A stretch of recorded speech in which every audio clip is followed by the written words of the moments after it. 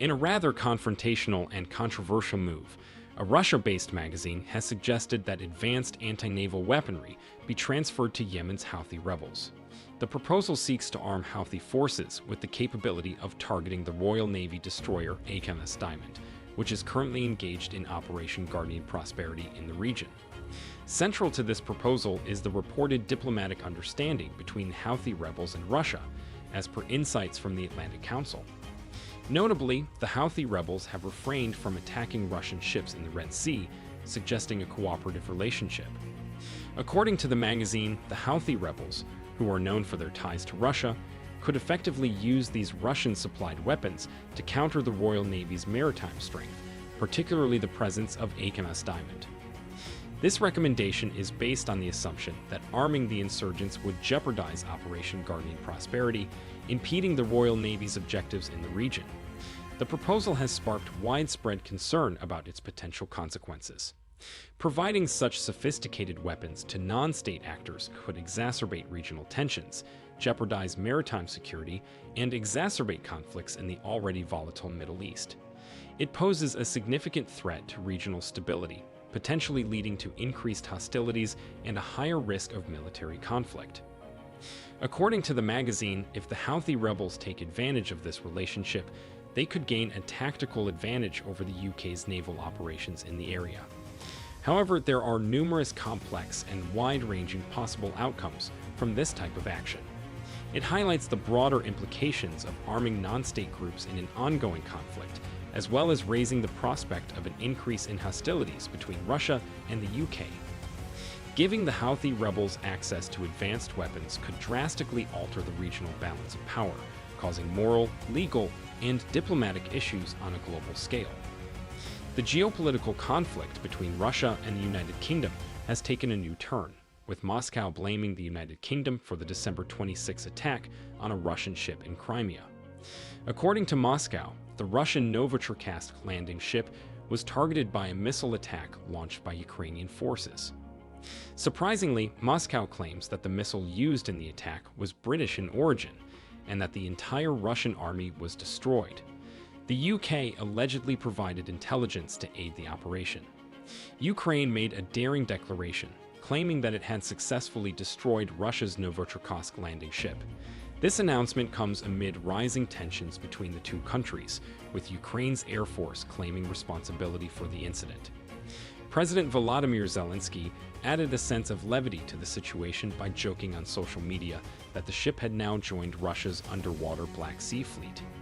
The Novichok, the ship Ukraine claims was destroyed, is a large landing ship capable of transporting not only soldiers, but also tanks and armored vehicles. Ukraine claims that the attack on this vessel was carried out from a base on the southern coast of Russian-occupied Crimea. The strategic importance of targeting such a ship stems from its ability to transport both personnel and heavy military equipment, potentially amplifying the impact of Ukraine's alleged military action. Ukraine claims that it targeted Novichok for specific reasons. According to Kiev, there were suspicions that the ship was transporting explosive drones made in Iran. Since the start of a full-scale invasion in February 2022, Russia has reportedly used these drones in frequent attacks against Ukraine. If confirmed, this claim would add another layer of complexity to the situation by implying that other parties are involved in the current conflict and that sophisticated weapons are being used. The suspicion surrounding the transportation of Iranian-made explosive drones suggests that the conflict has a broader dimension, involving not only the traditional military capabilities of the involved nations, but also the potential influence of third-party actors in providing advanced weaponry. Britain is reportedly considering airstrikes on Houthi rebels in Yemen after the U.S. Navy claimed to have sunk 3 boats in the Red Sea that were allegedly targeting a container ship. The UK's Defence Secretary, Grant Shapps, has stated that the government is prepared to take direct action to prevent future attacks. This comes amid growing concerns about regional security and rising tensions between Western nations and Houthi rebels. The reported sinking of 3 boats by the U.S. Navy indicates a significant escalation in Yemen's ongoing conflict. The Houthi rebels, who control parts of Yemen, have been at odds with the internationally recognized government for a long time, involving a number of regional and international actors. The alleged targeting of a container ship in the Red Sea casts doubt on the safety of critical shipping routes and global trade. The situation highlights the complexities of Yemen's conflict, involving multiple actors such as the Saudi-led coalition supporting the Yemeni government and Iran, which is accused of supporting the Houthi rebels.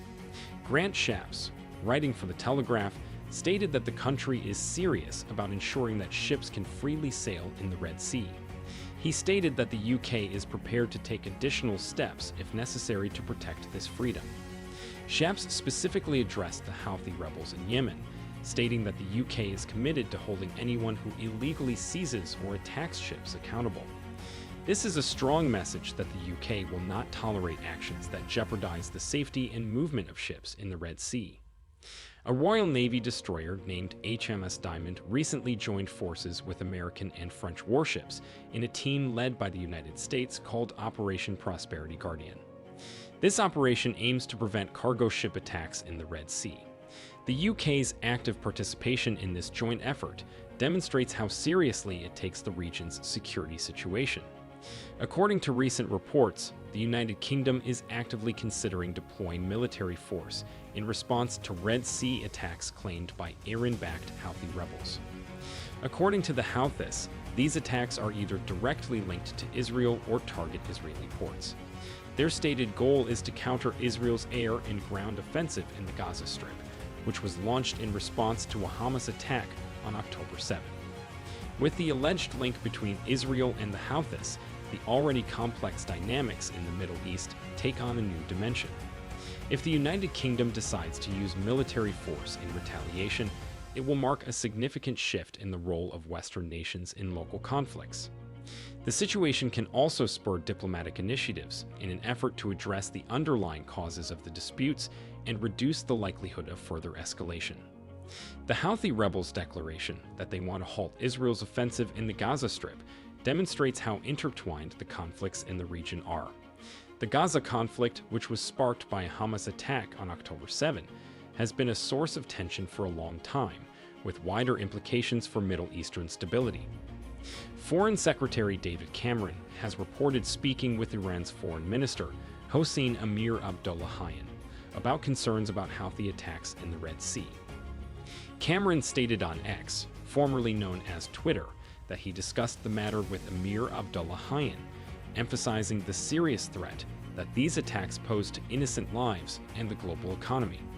Cameron made it clear in his statement that Iran bears a shared responsibility in preventing these attacks, citing Iran's long-standing support for the Houthi rebels. Why are the Houthis launching attacks on ships in the Red Sea?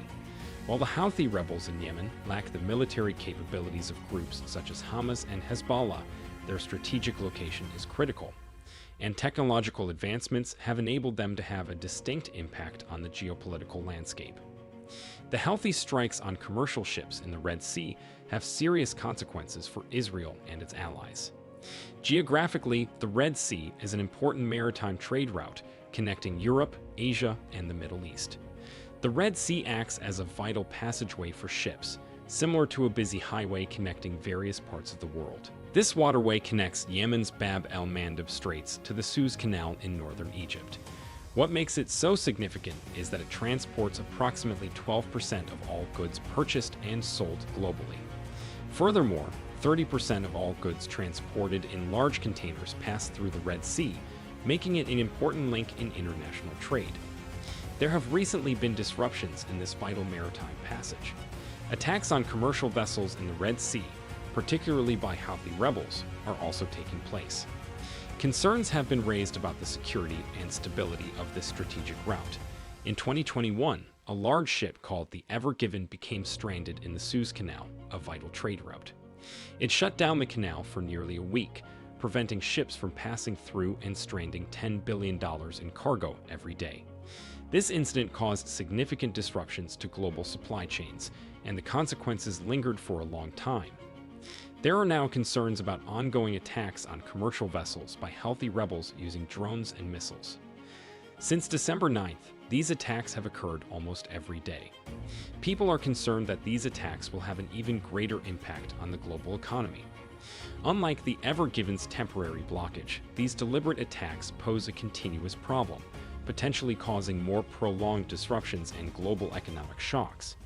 Beyond immediate safety concerns, the ongoing attacks by Houthi rebels on commercial vessels raised significant concerns.